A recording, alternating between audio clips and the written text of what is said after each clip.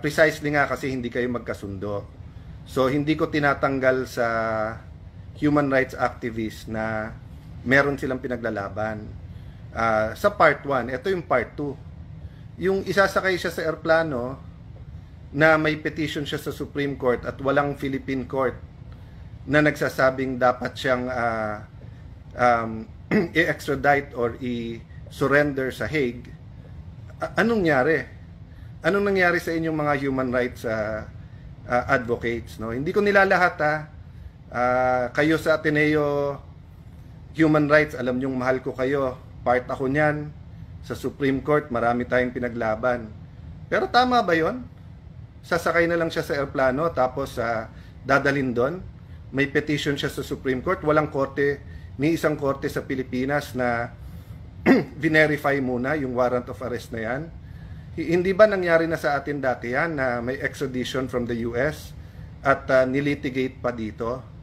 So yung po ang sinasabi ko kanina na pray for the country, we're in a crossroad, pray for the PNP, pray for our courts, pero may pinaka-minimum.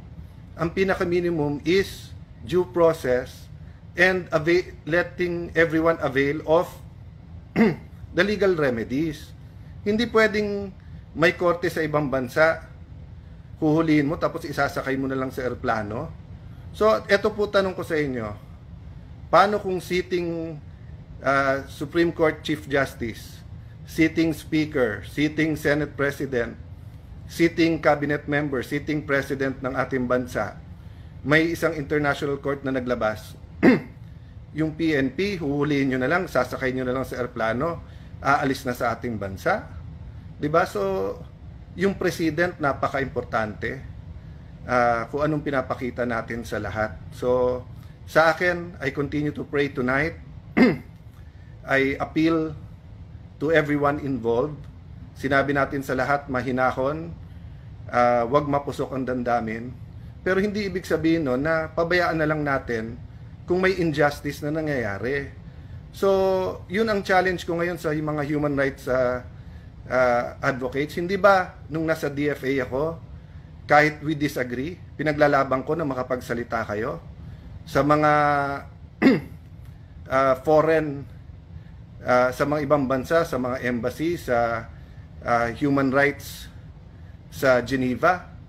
Winelcome namin kayo. Sinabi ko sa mga embassy doon, kahit we don't agree, pasalitain sila. O, di ba may due process? So, I understand na happy kayo na may warrant of arrest. Happy din kayo na makakasuhan and the former president will now have to face that. But hindi ba part of facing it is kompleto muna legal remedies niya ngayon?